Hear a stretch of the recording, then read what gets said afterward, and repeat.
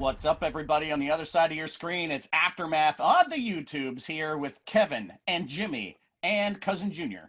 And we are getting ready to talk about our fails. Who's going to start? Me? Okay, I will. There was a missed opportunity at Survivor Series, and it was a chance for Miz to cash in that Money in the Bank champ. He could have cashed it in at the end of that match, right at the end of Drew against Roman, right when Drew's out, right when Drew's down, run in and cash in. Have a look at Roman and go, nope, and then run in and cash in on Drew. It's a perfect opportunity. Miz did not need to win the Battle Royal at the beginning of the night. The commentary did not need to mention, don't forget Miz is in the building. Never needed to say that, and it could have been a fantastic surprise to have Miz cash in. It was a perfect opportunity, but a missed opportunity. It's funny you said that because I was really after the match was over, I was like kind of expecting it. I had my guy. Okay, is this where Miz comes out? I think yes, it was a missed opportunity. A missed opportunity. Trademark. Yes, yeah, trademark. Yeah, definitely do it. Yeah, I think I understand why that match was so classic. You don't want to taint it a little bit by having The Miz come out. It would have been a pretty cool moment if The Miz came out, but and who knows? Perhaps he was, scheduled to, and the match was so epic that they just said, not today. Who knows? How often in kayfabe, brother? How often are the two champions in the same building together? How often are they in the same ring together? And literally beat each other up to the point of exhaustion, which is the chance you take that cash. Yeah. There you go. So, I mean, all logical thinking, Miz, what are you doing? Yeah, everybody together now. That was a missed opportunity. For That's sure. right. Well, I actually forgot because, normally you would attack the winner, and the winner is so exhausted from the match that they're a prime target. But in this case, the loser is also a champion. And I was thinking, he's not going to come and attack Roman. But I'm like, totally forgot that he could have attacked Drew, obviously. Yeah, and why not? Ruin it. He's already down. Kick him while he's down and take his title. I don't know why it didn't happen. It seems like a total Miz move. Anthony, your fail, also from Survivor Series, is Lana winning. Yeah, they're really having her paint herself into a corner where she's going to seem so useless in the ring that how's she going to bounce back from this and compete afterwards and allow anybody to suspend their disbelief and get into a match when she just looks like a complete idiot. So she got yelled at, stayed there with a boo-boo face, and then she was the last survivor or whatever, and she won. And it didn't do her any good to be the last survivor. And I just don't understand. Okay, we always complain about wanting stories to brew and take, what do you call it, simmer, and take time and all that, slow cook. A lot of cooking analogies. But and so finally they're doing it, but it's a story that it's just stupid. This is taking a long time for Lana to see what's going to happen. And it seems like a wasted simmering. Okay, AC, simmer, as they say. But anyway, no, I get what you're saying. My issue with it is more along the lines of, we went through this whole women's evolution movement and Yes. elevating the women to a status and best women's division possibly in the history of WWE, and now it's kind of de-evolving, so to speak. And I think a lot relying a little bit too much on comedy element as opposed to letting the women be talented and show what they can do. Simma, who's got the keys to my bima? That's Wamar. There you go. Now, Jimmy, I'm moving on to your fail, and it's about the men's team at Smackdown. Yeah, and someone who was a part of the Blue brand since its inception, when it became separate entities and everybody became brand specific. I don't mind the fact that it was a clean sweep. I just felt like, as I've talked about how many times before, it's possible to get over without going over. But the men's SmackDown team, the 5-on-5 match versus the Raw team, nobody ended up shining for the SmackDown team. Even in a loss, you can still shine a lot. Maybe to some extent you can make an argument for Otis. There was a point there where Kevin Owens stunned a bunch of people, but other than that, SmackDown looked totally irrelevant, and it did nothing for them. and The that whole bothered me. Seth sacrifice thing, that didn't do anything for me either. Right.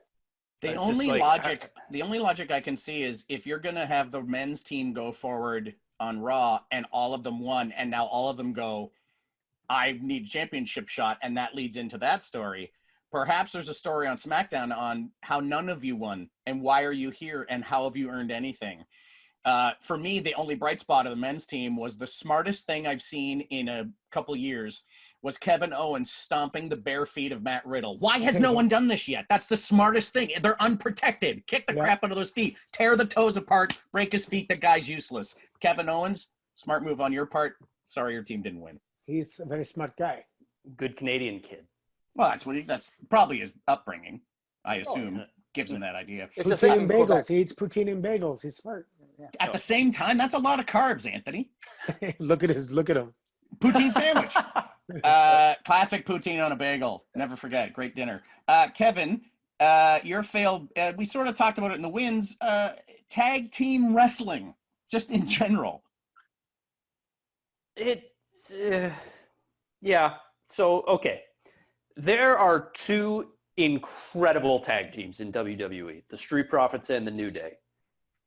And then,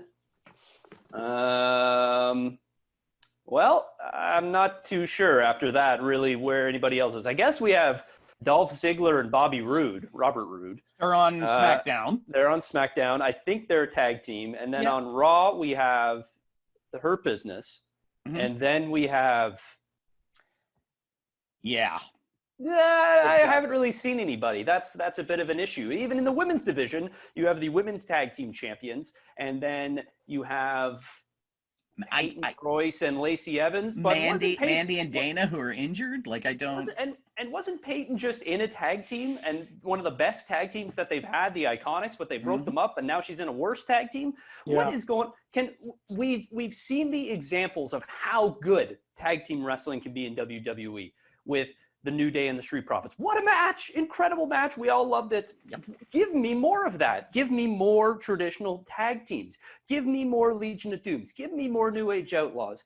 Give me more on and on and on and on. Classic, amazing tag teams. I remember all those old tag teams because they were so good. What am I going to remember 20 years from now in 2020? Street Profits, New Day. Anybody else? I don't know. Yeah. If I was talent, if I was in the locker room right now, I'd be looking around to try and partner up with somebody because there's opportunity. The path of least resistance right now to get a lot of TV time and a lot of TV time basically, and title opportunities is in a tag team. So if I'm in NXT, I'm forming a tag team. If I'm on SmackDown not being used, I'm forming a tag team, and a real tag team where you have matching outfits and just you know what I mean, a real, not just two individuals put together. Yeah, I don't understand. Well, let's look back 30 years to the original Survivor Series, which I was fortunate enough to be a part of. And you look at there was a 5 tag team versus 5 tag team match, and every tag team was relevant of those 10 tag teams. I name them all, like Heart Foundation, Bulldogs, Killer Bee. I mean, the list goes on and on. Oh, what the happened to those days? The Bolsheviks. Yeah, but they were still there. Yes. And they were relevant. I mean, those days are long gone, and I don't know how you get them back. So here's an idea I had. Like, WWE brings back War Games, brings back Halloween Havoc. Nuggets. War Games. War Games. But there's an idea sitting there that they haven't brought back yet, and it's called Battle Bowl. And here's how it works. Everybody's name goes in a bowl. Pull 2 names. You're a tag team against these 2 guys. Nice. Have a tournament for a number 1 contender.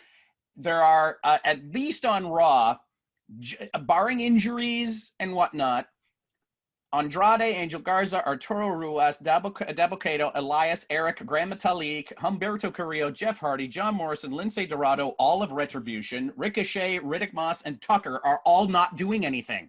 All of them are not doing anything.